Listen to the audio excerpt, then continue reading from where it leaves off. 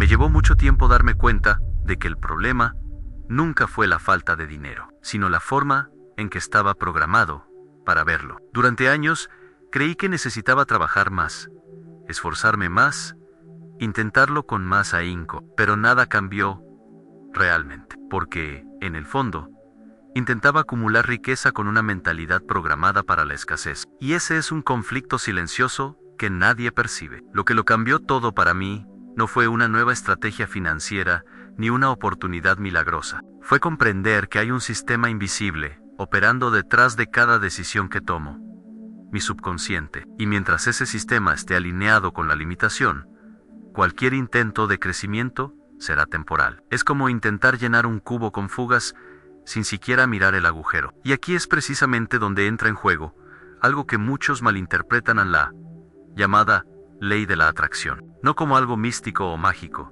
sino como un reflejo directo de la coherencia entre mente, cuerpo y percepción. No se trata de desear dinero, sino de convertirse en alguien que mantiene de forma natural la frecuencia de la abundancia. Y esto no sucede por casualidad.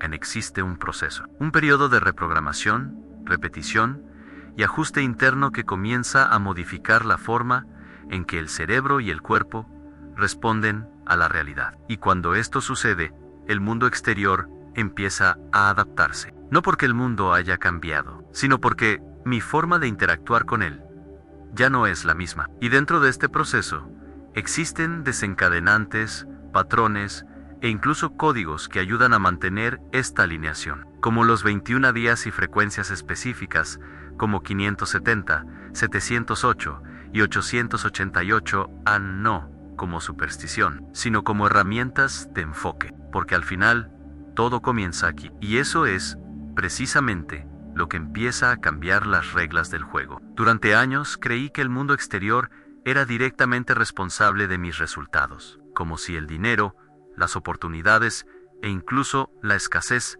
provinieran exclusivamente de factores externos. Era como reaccionar constantemente, como si yo fuera simplemente una consecuencia de mi entorno. Nada parecía estar bajo mi control real, y durante mucho tiempo, esta idea me pareció lógica, aceptable e incluso reconfortante. Pero esta lógica empezó a flaquear cuando observé algo imposible de ignorar en personas que vivían realidades completamente diferentes en el mismo entorno, la misma ciudad, la misma economía, las mismas limitaciones, y sin embargo, resultados opuestos. Esto empezó a inquietarme profundamente, porque si el entorno fuera el factor principal, habría coherencia, pero no la había. Y esta incoherencia abrió una grieta en lo que yo creía cierto. Fue entonces cuando me adentré en la biología celular y descubrí algo que lo cambió todo. Las células no responden directamente al entorno externo, sino a la percepción que se tiene de él.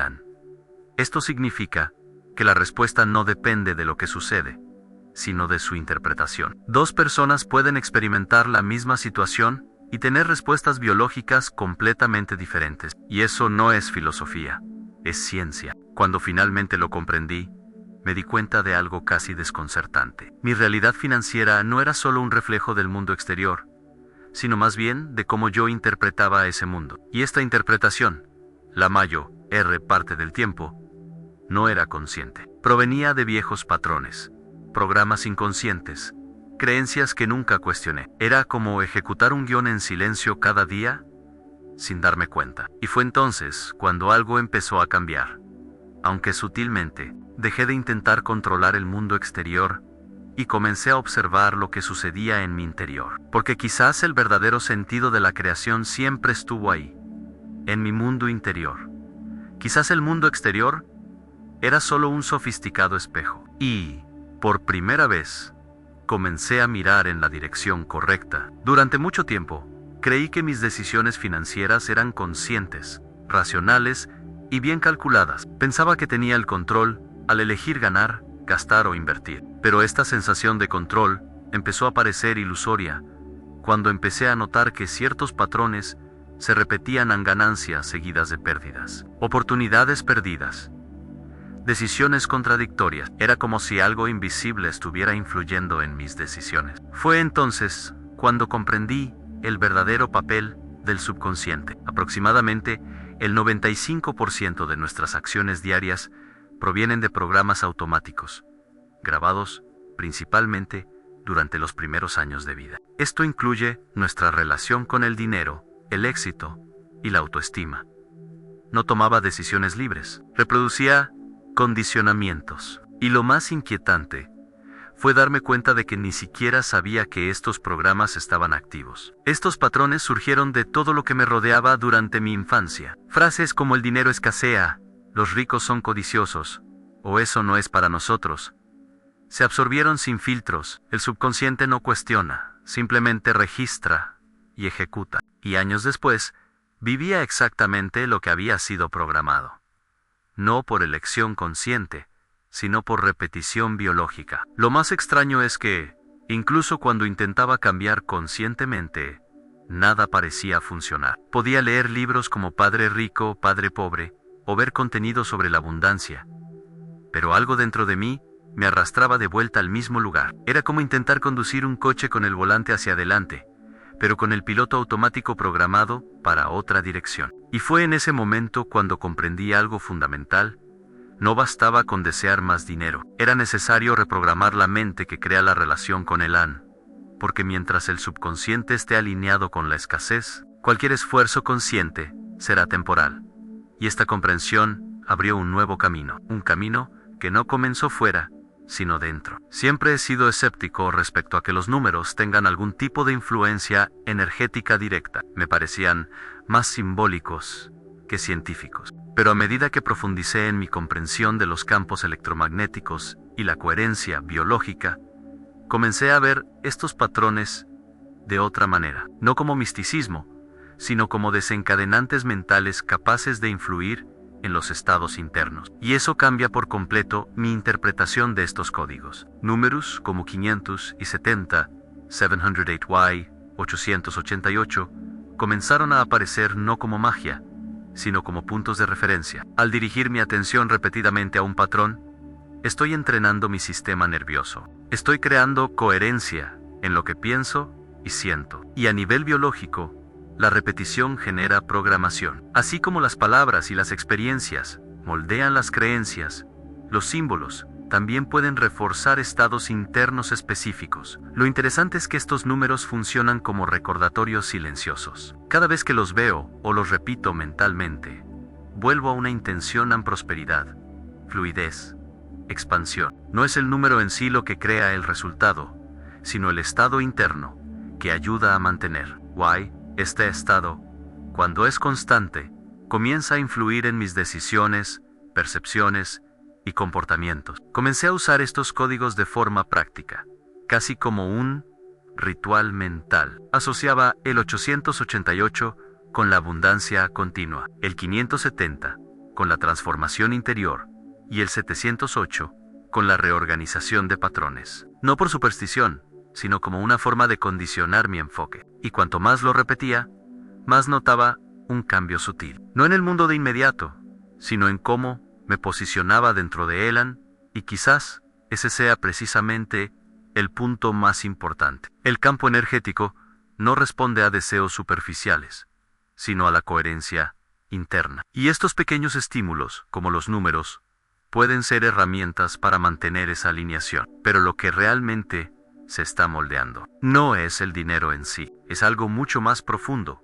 que está empezando a reorganizarse dentro de mí. Durante mucho tiempo, pensé que el problema radicaba en la falta de técnica, estrategia o incluso conocimiento sobre el dinero. Consumía información, aplicaba métodos, intentaba pensar positivamente, y aún así, algo no fluía como esperaba.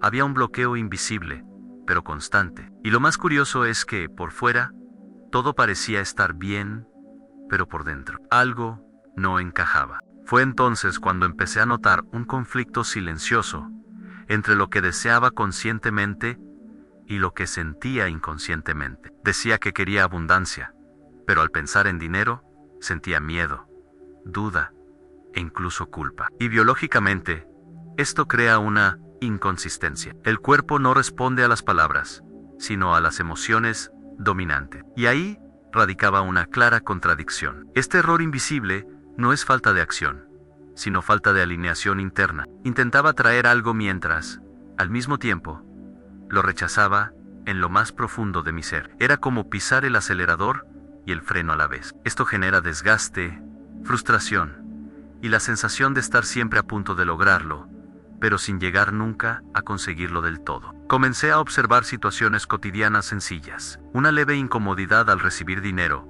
pensamientos automáticos de escasez, incluso cierta resistencia a mantener los ingresos. Todo esto reveló un patrón interno que nunca había afrontado directamente. No era el mundo lo que me bloqueaba, era un programa silencioso que operaba dentro de mí. Y cuando esa comprensión se hizo clara, me di cuenta de que manifestar dinero no se trataba de añadir más esfuerzo, se trataba de eliminar ese ruido interno. Porque mientras haya inconsistencia entre la mente y el cuerpo, cualquier intento externo será inestable. Y ese ajuste no empieza con la acción, empieza con la conciencia. Siempre pensé que el cambio era algo inmediato, casi como una decisión sostenida por la fuerza de voluntad. Pero cuanto más observaba mi propio comportamiento, más me daba cuenta de que eso no era sostenible. Podía empezar motivado, disciplinado, concentrado.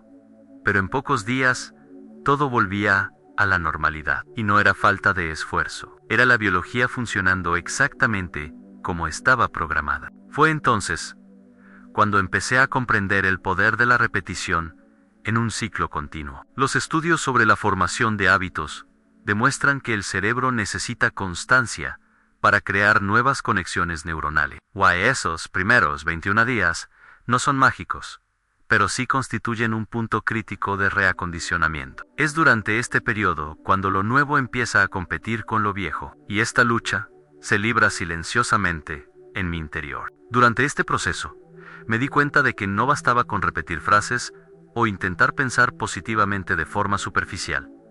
Necesitaba involucrar emoción, presencia y coherencia. Era como enseñarle algo nuevo a mi sistema nervioso, no solo a mi mente consciente. Empecé a usar grabaciones de audio, afirmaciones, prácticas antes de dormir, momentos en los que el subconsciente es más receptivo. Una de las referencias que encontré durante ese periodo fue el trabajo de Joe Dispenza, quien habla mucho sobre la reprogramación mediante la repetición y estados emocionales elevados. Y eso tenía sentido, no como una teoría lejana, sino como algo aplicable. Comencé a experimentar, observar, ajustar, como un experimento continuo, conmigo mismo.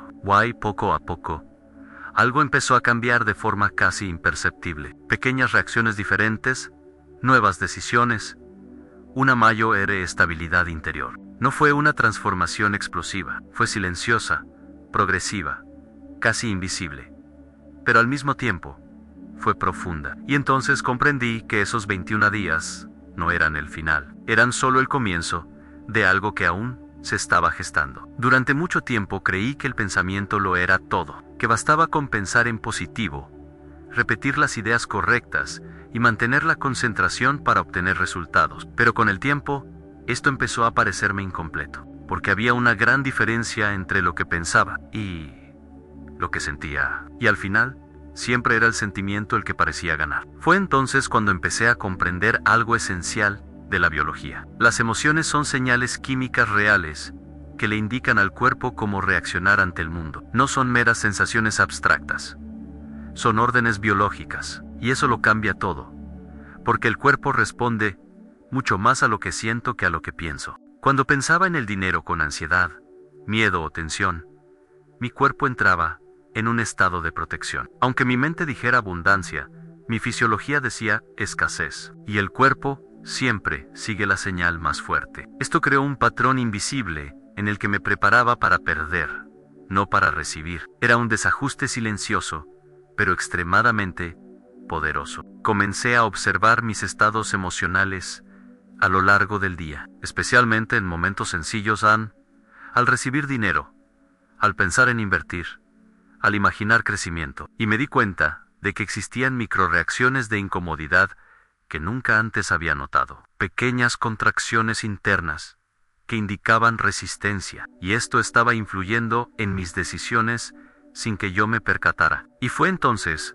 cuando algo comenzó a reorganizarse dentro de mí. Dejé de centrarme únicamente en el pensamiento y empecé a prestar atención al estado emocional que mantenía, porque quizás el verdadero lenguaje de la manifestación no era lógico, sino biológico.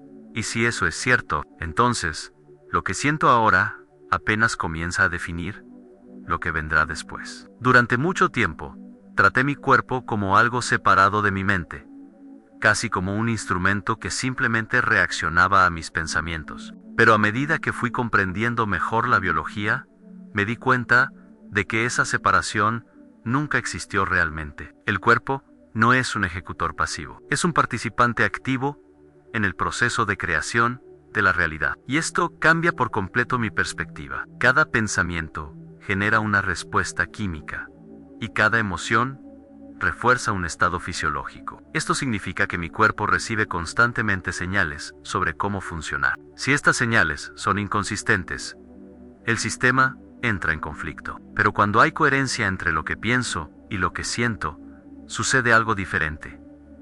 El cuerpo se vuelve coherente. Esta coherencia es como una señal nítida que se transmite al campo que me rodea. No se trata de algo místico en un sentido superficial, sino de una interacción electromagnética real. Mi corazón, mi cerebro y mi sistema nervioso emiten frecuencias constantemente. Y cuando estas frecuencias se organizan, crean un patrón de respuesta más estable al entorno. Comencé a notarlo en momentos específicos.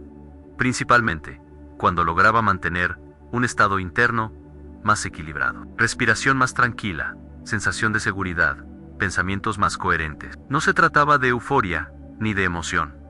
Se trataba de estabilidad. Y esta estabilidad comenzó a influir en cómo me movía, hablaba y tomaba decisiones. Y quizás ese sea precisamente el punto más sutil de todo esto. El cuerpo no solo reacciona a la realidad, sino que participa en su construcción. Y cuando esta participación se vuelve consciente, algo comienza a alinearse de una manera casi imperceptible. Pero aún existe un elemento que interfiere con esto, algo que continúa operando entre bastidores. Durante mucho tiempo, subestimé el impacto de mi entorno en mi mente. Creía que la fuerza de voluntad por sí sola bastaba para mantener cualquier cambio, sin importar dónde estuviera. Pero eso empezó a resultar insostenible, porque, incluso con intención, terminaba volviendo a los mismos patrones.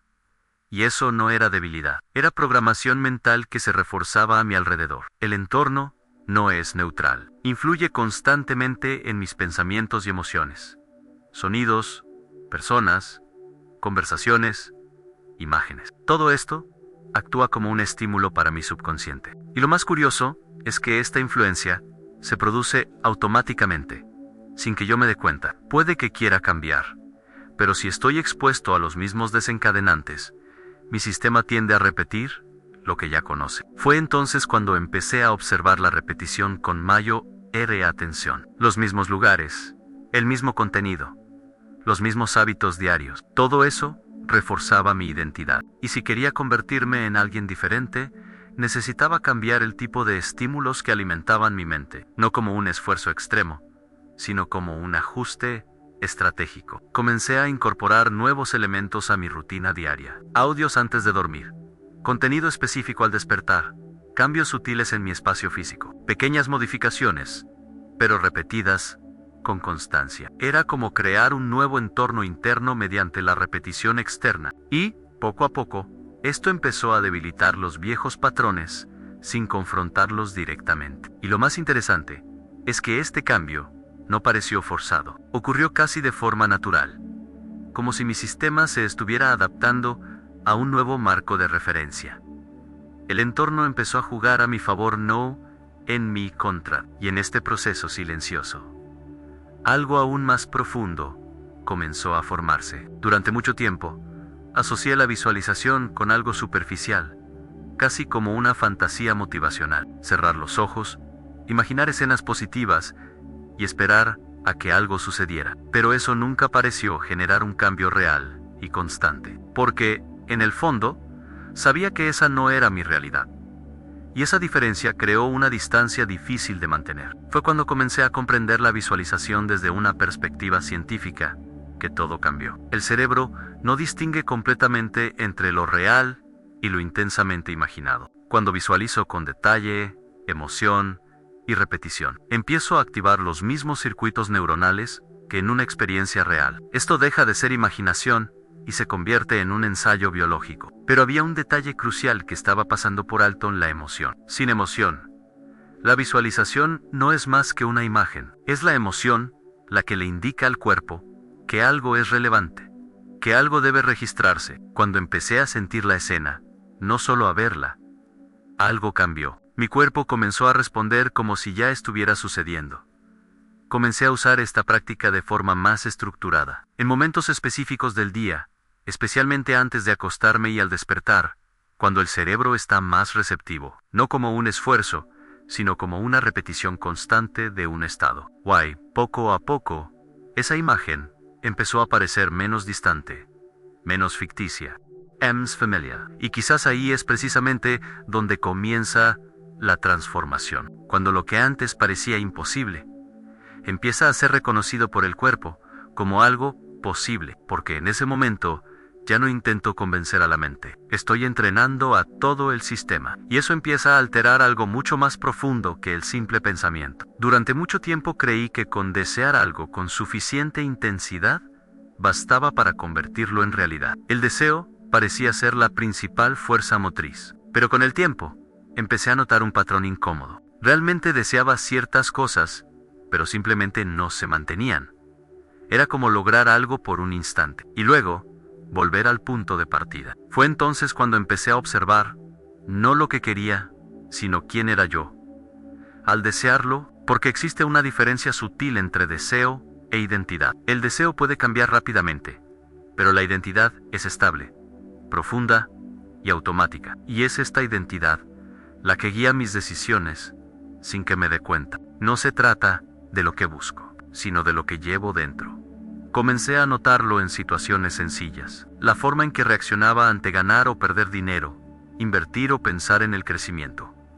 Todo esto revelaba una identidad financiera predefinida. Y esta identidad no se creó conscientemente, se construyó con el tiempo, a través de experiencias, creencias y repetición. Era un patrón consolidado. Incluso cuando intentaba actuar de forma diferente, existía un límite invisible, como si hubiera un techo interior que no pudiera superar por mucho tiempo. Y esto no tenía nada que ver con la capacidad ni la oportunidad.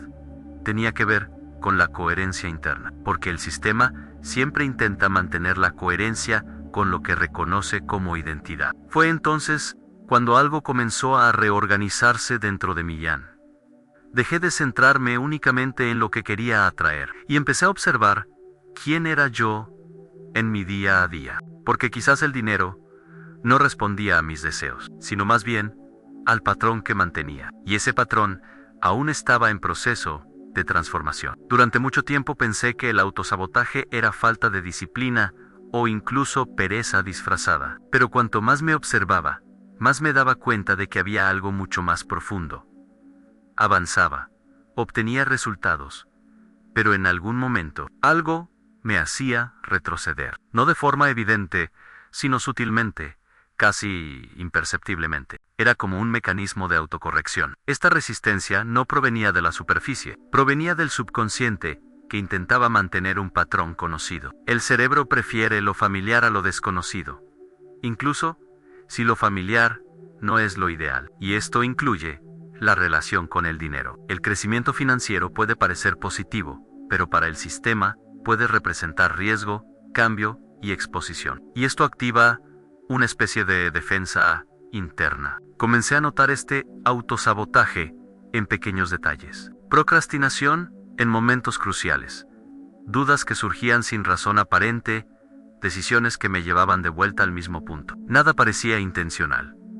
Al contrario, parecía automático. Y eso era lo más inquietante, porque no tenía el control como creía. Esta resistencia es, de hecho, un intento de protección. El sistema intenta evitar algo que interpreta como una amenaza, basándose en experiencias pasadas, y mientras esta interpretación no cambie, el patrón se repite. Por mucho que intente avanzar externamente, internamente, hay una fuerza que me arrastra hacia lo conocido. Y cuando eso empezó a quedar claro, me di cuenta de que no se trataba de luchar contra esa resistencia. Se trataba de comprender de dónde venía, porque tal vez no era un enemigo, sino una señal, una indicación de que algo más profundo necesitaba ser reorganizado, y ese proceso aún estaba lejos de terminar. En algún momento del proceso, algo curioso empezó a suceder. No fue inmediato ni explosivo, pero sí perceptible. Pequeños cambios externos comenzaron a reflejar lo que había estado trabajando internamente. Surgieron oportunidades de forma inesperada. Las ideas se aclararon y las decisiones se tomaron con mayor seguridad. No parecía suerte. Parecía que la alineación comenzaba a manifestarse. Este es el punto que muchos llaman manifestación, pero yo he empezado a verlo de otra manera. No como algo mágico, sino como un colapso de posibilidades hacia un patrón más coherente. Cuando mi estado interno cambia de forma constante, mis acciones cambian, mis decisiones cambian, y, en consecuencia, los resultados empiezan a notarse. En este contexto, el dinero deja de ser algo lejano o difícil. Empieza a aparecer como consecuencia de un sistema, ahora, más alineado. No se trata de atraer de forma pasiva, sino de permitir que fluya, sin resistencia constante. Y esto cambia por completo la percepción del esfuerzo. Comencé a darme cuenta de que ya no reaccionaba de la misma manera. Las situaciones que antes me generaban tensión, ahora me parecían más neutrales. Las decisiones que antes me resultaban confusas, empezaron a sentirse más naturales. Era como si el ruido hubiera disminuido. Y en este espacio más sereno, comenzaron a surgir nuevas posibilidades. Y quizás ese sea el punto más interesante de todos. La realidad no cambia de golpe. Se reorganiza gradualmente en respuesta a lo que siento internamente. Y cuando esa alineación se vuelve consistente, el resultado deja de ser una sorpresa y se convierte en una consecuencia inevitable. Al final, comprendí que el dinero nunca se trató de un esfuerzo extremo, suerte o incluso inteligencia aislada. Siempre se trató de coherencia, de lo que pienso, siento y repito en silencio cada día, porque es en ese espacio invisible donde la realidad comienza a tomar forma, mucho antes de que se manifiesten los resultados externos. Todo lo que intenté construir sin esa conciencia se desmoronó tarde o temprano, no por falta de habilidad, sino por falta de coherencia interna. Y cuando esa coherencia comenzó a formarse, aunque lentamente, todo cambió. No fue instantáneo, pero era inevitable. Si hay una frase que lo resume todo, es simple, pero difícil de ignorar. Una vez que se entiende, no atraigo lo que quiero, atraigo lo que soy, y en el momento en que eso deja de ser solo una idea, y comienza a vivirse, la realidad no tiene más remedio que seguir el mismo camino.